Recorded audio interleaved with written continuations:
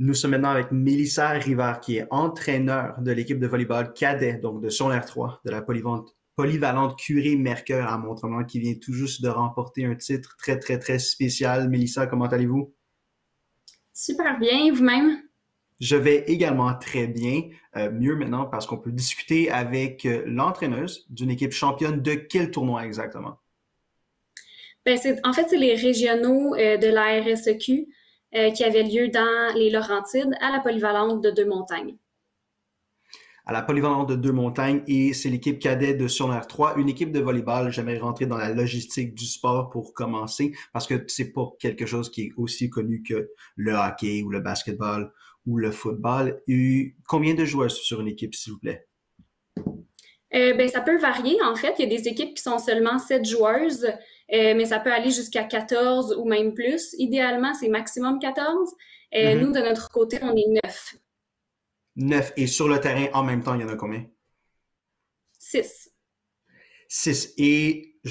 Pardonnez-moi mon ignorance, je connais très peu cela, donc je vais poser beaucoup de questions là-dessus.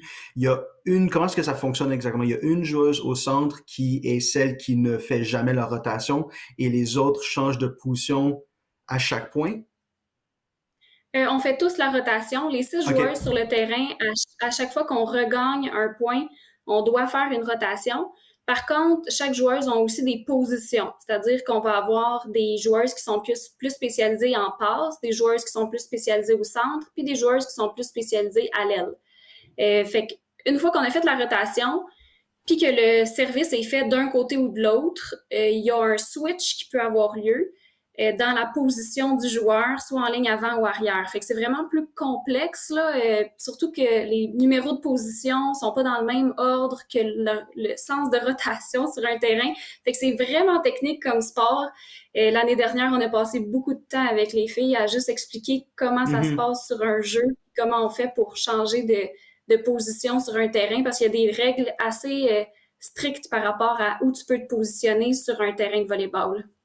Je trouve ça tellement intéressant parce que il y a peu de sports auxquels je peux penser où il est autant nécessaire pour un joueur ou une joueuse d'être spécialisé dans toutes les positions. Tu sais, au hockey, t'es soit un ailier, un centre, un défenseur ou un gardien. Au basketball, t'es 1, 2, 3, 4, 5. Au football, t'es un joueur de ligne, un receveur, tu cours avec le ballon, tu lances le ballon. C'est extrêmement spécialisé. Mais donc, ce que vous êtes en train de me dire, c'est qu'au volleyball, il faut être bon dans tout parce que à n'importe quel moment, on peut être appelé à faire « Ah, vous hochez la tête, donc j'ai tort ».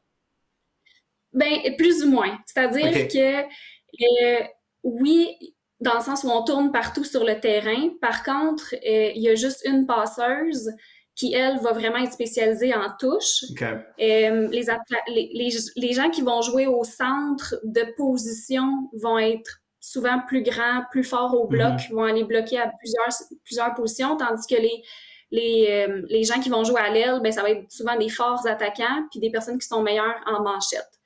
Fait que c'est vraiment des généralités, là, mais on a quand même, malgré la rotation, on a quand même des positions puis des techniques plus précises selon la position des joueuses. OK. Et une autre chose que j'aimerais aborder par rapport au volleyball, c'est puisque le volleyball n'est pas un sport extrêmement populaire comme le serait le hockey ou le soccer au Québec, il est rare donc que les joueurs commencent à un jeune âge, right? C'est quelque chose qui s'apprend ou ils commencent plus au secondaire parce que c'est à ce moment-là que les équipes sont, qu'il y a des ligues organisées.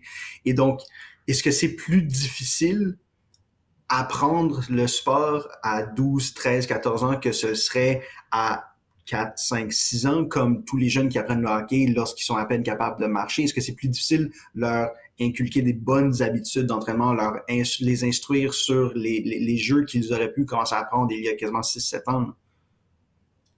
Je pense que la grosse différence, c'est qu'on arrive peut-être avec un petit pas de recul par rapport à d'autres pays, par exemple, où c'est beaucoup promu en bas âge. Par exemple, en Asie, je pense qu'il y a des jeunes, ils sont tout petits puis ils commencent déjà à faire du volleyball. Puis même aux États-Unis, à certains endroits, je sais qu'il y a des gens à très jeune âge qui vont commencer le sport. Quand nos jeunes arrivent au volleyball au Québec, c'est ça. T'sais, ils n'ont pas déjà des mauvais plis parce que c'est quand même nouveau le volleyball, fait qu'ils n'ont pas nécessairement des mauvaises habitudes. Par contre, c'est vrai que c'est plus long avant qu'ils arrivent à certains apprentissages. Puis parce que c'est des... Oh, pardon, je vous ai interrompu, allez-y, pardon. Ben non, c'était pas mal ça. J'étais un peu dans ma tête, mais ça va. Puis parce que c'est des ligues scolaires pour la plupart, est-ce que vous vous entraînez l'été? Ou puisque la ligue ne continue pas l'été, c'est ça.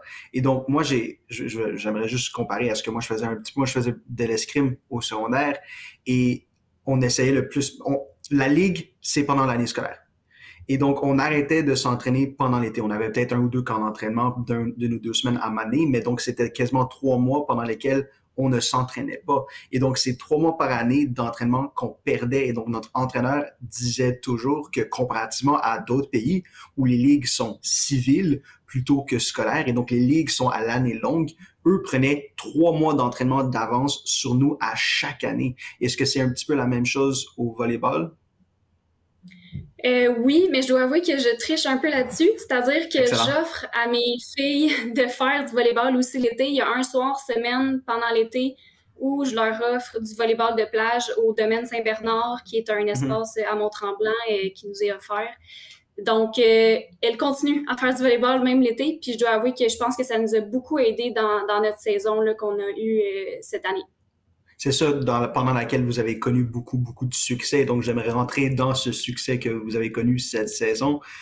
Parlez-moi plus précisément, plus en profondeur du déroulement du tournoi que vous venez de remporter, donc les régionaux. Parce que c'est impressionnant et je pense malheureusement, les filles ne pouvaient pas être avec nous ce soir et donc j'aimerais ça que vous leur donniez le spotlight. Dites-nous comment ça s'est déroulé, qui vous avez battu en finale par un pointage de combien de points, puis comment ça s'est passé, là? Donc, comment ça se passe les régionaux? C'est qu'il y a les 3 premières équipes de notre section qui vont dans les régionaux, plus la 4e meilleure équipe de toutes les sections de notre division. Fait que c'est un peu compliqué. On est dans la Oui. division des 4 niveau 1. Là-dedans, il y a 4 sections qui jouaient ensemble pendant toute l'année. Fait que par exemple, nous, on était dans la section C. On jouait avec juste les équipes de la section C pendant toute l'année. Donc, les 3 meilleurs de notre section C sont allés dans les régionaux, plus la 4e meilleure de toutes ces sections-là, qui était en fait la 4e de notre section à nous, qui était l'école de la Polyvalente Saint-Jérôme. Donc, on commence la journée en jouant contre 3 nouvelles équipes complètement, contre qui on n'a jamais joué de toute l'année, sur un même terrain, puis on a une pause de 1 heure entre chaque match. Fait qu'on arrive là à 10 heures, les filles sont en forme, on est là pour s'amuser parce que c'est un match un peu bonus dans le sens où c'est pas nécessairement garanti qu'on ait ce tournoi-là au début de l'année. Donc, je vous dis aux filles, toutes les parties que vous allez jouer, c'est du bonbon, c'est un plus dans votre saison, dans vos apprentissages. Puis finalement, les 2 premiers matchs, ils me donnent. C'était fou à voir.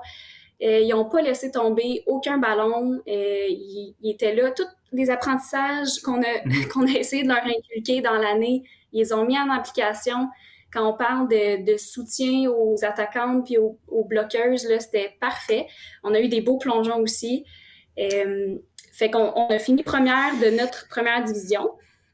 Ensuite, on se rend en demi-finale contre l'équipe de la Polyvalente Deux Montagnes. Puis là, on commence l'échauffement. C'est vraiment drôle parce que là, au début, avant les matchs, on a des pratiques d'attaque puis de service. Puis moi, pour les attaques, je fais passer une de mes passeuses. Fait que les passes sont pas nécessairement tout le temps parfaites, donc les attaques non plus. Puis là, l'autre équipe, elle arrive, ils ont des full grosses attaques, puis là, c'est impressionnant. Puis là, je regarde de l'autre côté, puis c'est l'entraîneur qui lance un beau ballon parfait à toutes les attaquantes. Fait que là, quand mes filles viennent me voir, ils sont toutes découragées, ils ont des gros yeux ronds, qu'est-ce qu'on fait là? Là, je leur dis, regardez, il y a des différences entre nos 2 équipes. On est capable de jouer là-dessus. Puis je leur ai répété que s'ils jouaient comme ce qu'ils avaient joué le matin, tout allait bien se passer. Yep. Et on a encore gagné les deux parties contre l'équipe de la Polyvalente Deux Montagnes. On s'est rendu en finale. Puis là, ça a été un peu plus serré quand même. On a joué contre les Cobras. Puis on a gagné la première partie, je crois que c'était 25-23. Un match, c'est 25 points. Puis il faut au moins avoir 2 points d'écart. Fait qu'on était limite. Ensuite, ils ont gagné une partie à peu près le même pointage. Je pense que c'était 26-24 ou quelque chose comme ça. Puis là, finalement, on a fait une troisième partie. La troisième partie, dans ces cas-là, est juste de 15 points. Puis, c'est ça. Parce que dans le fond, si tu gagnes le premier c'est un set qu'on appelle, mais c'est un anglicisme. Oui, je connais. Non, c'est pas un anglicisme, c'est le mot. Donc, allez-y. Si on gagne le premier set, s'il gagne le deuxième set, il faut en faire un troisième parce que c'est des 2 de 3. Mm-hmm. Donc, on rentre dans le troisième set. Et finalement, ben, les filles ont gagné haut la main. Je pense que ça a fini 15-6. Il était pimpant d'énergie. Le dernier point, ça s'est fini sur un plongeon, un retour du ballon à la passeuse, puis une belle attaque. C'était vraiment des beaux jeux. En fait, les filles, ils ont tellement bien joué. Des fois, on faisait des temps, les équipes adverses faisaient des temps morts. C'est la première fois que je savais pas quoi leur dire. J'étais comme, ben, continuez comme ça, gardez votre énergie. Parce que pour vrai, là, ils m'ont impressionné de A à Z là-dessus. J'aimerais parler un petit peu du déroulement d'un match. Puisque je peux penser, lorsque je pense à des sports d'équipe, on va penser au hockey, il y a un temps limite pour un match. C'est le temps qui définit la fin du match. Un match de soccer, c'est le temps qui définit la fin du match. Même chose au basketball, même chose au football. Au volleyball, par contre, c'est pas le temps. C'est parce que comme vous l'avez dit, si une équipe gagne un set, l'autre équipe gagne l'autre set, le troisième set doit être disputé et c'est pas le premier qui arrive à 15. Il faut qu'il y ait une différence de 2 points, right?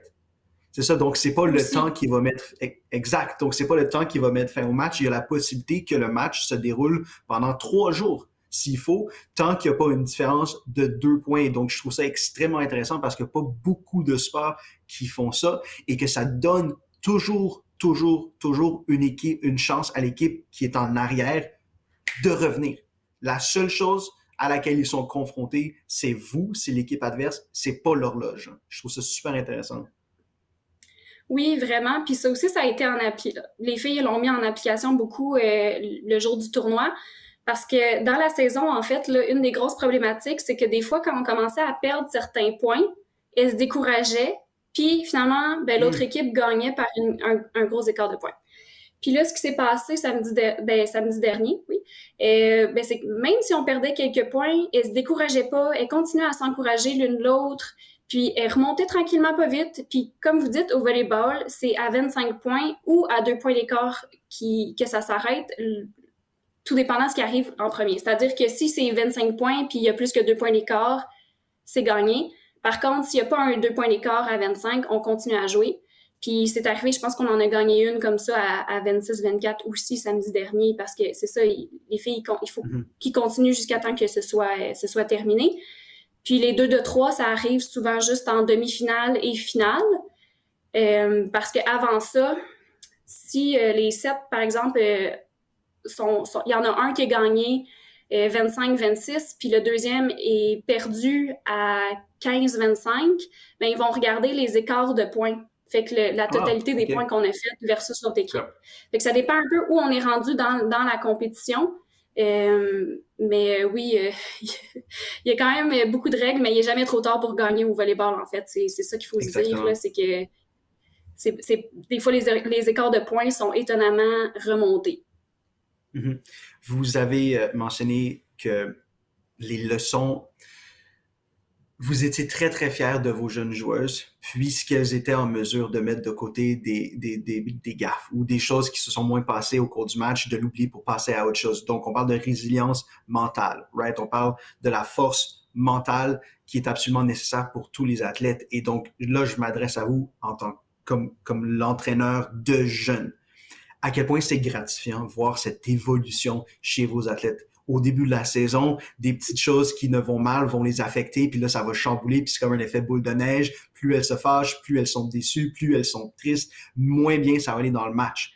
Et là, il arrive à un certain point, avec l'aide d'un entraîneur extraordinaire, j'ai aucun doute là-dessus, il arrive un point où tout ça, c'est moins important et elles sont en mesure de passer à autre chose rapidement pour le bénéfice de leur équipe. À quel point c'est gratifiant de voir ça. Ben, c'est totalement gratifiant. Puis, en fait, tu sais, je me dis que ça va les suivre toute leur vie, ça, cette résilience-là. Puis, tu juste la volonté de continuer malgré certains échecs, ça, si je veux que mes filles ressortent avec quelque chose de l'expérience de volleyball, à part la passion pour le volleyball, ben c'est ça. C'est la résilience, c'est de passer à travers des épreuves, puis d'en sortir quand même gagnant au bout de la ligne, peu importe que ce soit par une médaille, mais aussi par des apprentissages. Si on avait perdu, ça n'aurait pas été plus grave que ça. Il aurait appris plein de choses, mis en pratique plein de choses. Fait que, c'est un peu ça, là, le sport pour les jeunes, là. C'est ça, puis pas que c'est quelque chose qui se perd, mais c'est pas la première chose à laquelle on pense lorsqu'on pense sport, mais c'est tout aussi important que la performance physique, c'est la performance ici. C'est, comme vous l'avez dit, c'est les leçons de vie qui vont les suivre pour toujours, puis autre que la résilience mentale, c'est l'esprit d'équipe, c'est la collaboration, c'est être capable de performer sous pression, c'est des choses que oui, des gens peuvent acquérir autrement, mais mon impression, c'est que la pression additionnelle du setting ou les paramètres d'un tournoi, d'un sport, d'une équipe font en sorte que toutes ces leçons, ils sont obligés de les apprendre plus rapidement. Parce que sinon, ça paraît, puis surtout dans une équipe, ils vont non seulement se décevoir eux-mêmes, mais ils vont décevoir leurs coéquipières. Et donc, la pression additionnelle s'accumule, puis ils n'ont pas le choix de tout apprendre. Puis je trouve ça absolument merveilleux. C'est le meilleur setting, c'est les meilleurs paramètres pour apprendre des leçons de vie de la sorte. Définitivement. Moi, je suis d'accord avec ça. Puis je voulais aussi parler un petit peu, parce que vous avez également mentionné, le tournoi a duré toute la journée. C'est ça qui est, je trouve également intéressant des sports en un jeune âge, c'est que les tournois durent la journée. Les joueurs du Canadien vont jouer un match de 19h à 21h. That's it, that's all. 2 soirs semaine, 3 soirs semaine. Et donc, ils n'ont pas besoin d'être alertes, réveillés, aussi actifs pendant une durée de 8, 10 heures, 12 heures parfois. Et donc, parlez-moi des défis de garder des jeunes joueuses engagées, énergétiques et prêtes à y aller pendant une journée au complète de temps, là. Ben, je dirais que dans les régionaux, ça a été un peu moins difficile parce que là, il y avait toute l'excitation des régionaux en tant que tels. Par contre, c'est sûr que moi et mes assistants entraîneurs, on met beaucoup d'accent sur combien, la santé du sommeil des filles avant les tournois. Fait qu'on va leur parler de se coucher tôt, la pratique juste avant le tournoi ou la compétition. On va leur parler de qu'est-ce qu'ils peuvent amener dans leur boîte à lunch, des collations vraiment plus hautes en sucre pour dans la journée les petites collations, tandis qu'on veut des repas plus lourds un peu le matin, mais au moins 2 heures avant la première partie. Fait que c'est tous des détails, oui. Oui, par rapport à ça, parce que moi je le faisais parce qu'on m'avait dit de le faire, mais je sais pas si c'était scientifique ou pas. La veille, des pâtes avec du poulet et pendant la journée, des bananes pour le potassium. C'est-tu vrai? Est-ce que ça aide? Est-ce que c'est ça qu'il faut faire ou j'étais complètement dans le champ? J'ai aucune idée. Okay. Je sais pas, on n'est pas nutritionniste, fait qu'on se base vraiment sur des concepts très généraux là-dessus. On n'a malheureusement pas de professionnels directement pour ça. Mais c'est sûr qu'on va essayer de conseiller, leur dire d'apporter assez de nourriture aussi pour la journée, puis d'avoir aussi souvent des boissons avec des électrolytes. Ça aide beaucoup. Puis, ben sinon, dans la journée, c'est juste de se garder un petit peu motivé en ayant des discours positifs ensemble. Puis sinon, des fois, je demande aussi aux filles, c'est quoi votre niveau d'énergie? Puis là, ils me disent un peu c'est quoi leur niveau d'énergie. Quand je vois qu'il y en a une qui va moins bien, ben là, j'ai dit, regarde, le prochain match, on te met sur le bar, pose-toi, regarde les filles, encourage. Puis après ça, le prochain, je te veux en forme, puis on repart la machine. Fait que, tu sais, c'est un peu d'être à l'écoute des joueuses. Puis en même temps, ben c'est sûr que le sommeil puis la nutrition, là, ça joue beaucoup dans l'énergie des jeunes pendant la journée, là. Et donc, vous arrivez au dernier match. Et ce que vous avez mentionné, c'est que puisque c'était les régionaux, le niveau d'énergie a moins varié pendant la journée que dans un autre tournoi à cause de la nouveauté, parce que j'imagine qu'il y avait plus de partisans dans les estrades. Et donc, parlez-moi rapidement, parce qu'il ne nous reste pas trop de temps, de cette fébrilité que c'est sûr que vous avez remarqué chez vos joueuses avant la finale. C'est immanquable, c'est inévitable. Ben oui, puis en plus, la RSEQ avait comme organisé un genre de petit montage avec une table, un gros trophée, des gens d'estrade sur le côté. Fait que quand les filles ont vu ça, ils se sont toutes mis à capoter un peu, puis à crier, puis à se regarder entre elles, toutes excitées. Puis ben c'est sûr que pendant toute la journée, on avait beaucoup de de parents, puis d'amis, puis même des joueurs qui jouent avec nous des fois au volleyball, mais qui n'étaient pas dans cette équipe-là, pour nous encourager. Puis, ben c'est ça, c'est sûr que l'excitation était à son maximum pendant les derniers matchs, ben le dernier match, les derniers sets. Puis, à la fin, je pense qu'on était tellement émotifs de notre journée. Quand on a gagné, on s'est mis à pleurer de joie. Yes. On dirait que l'excitation était rendue tellement forte on était tellement contente d'avoir réussi à s'être rendu là qu'on s'est toutes mis à pleurer. Puis après ça, j'étais comme là, préparez-vous pour les photos, on s'essuie les yeux, on se refait. L'excitation est à son compte, ça faut le dire. C'est certain, j'ai aucun doute que ça a été absolument incroyable. Puis allant de l'avant, ce qu'on vous souhaite, c'est beaucoup, beaucoup, beaucoup plus de larmes, parce que ça veut dire que vous aurez remporté plus de tournois. Et donc, je vous remercie d'avoir été nôtre, puis je pense que toute la population de Mont-Tremblant, puis toute la MRC des Laurentides va être derrière vous pour votre prochain tournoi. C'est-tu les provinciaux à un moment donné? Ben là, ça va juste à l'année prochaine.